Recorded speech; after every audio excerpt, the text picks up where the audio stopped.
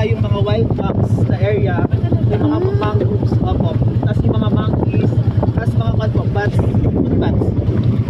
Opo. Marami din ma'am. Baka may underground breeder din dyan. Hindi lang na-discover. Tapos yung island naman po dun ma'am, yung may mga green na parang bahay-bahay, ganun. Satellite office po yun ng BFAR. Ng BFAR. Opo. Kasi dito sa 100 Island ma'am, bawal po mag-fishing kahit anong klase ng paligid tayo, bawal po. Kasi protected area po tayo. Kung mag-fishing ka ma'am, 100 meters away from the 100 Island. Basta walang parko ng mga Chinese dyan. Wala. Wala. Pero part tayo ng West Philippines.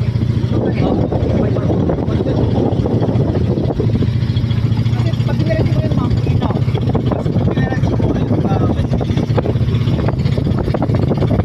Kasi nasa lingga yun to eh. yes po, legend po.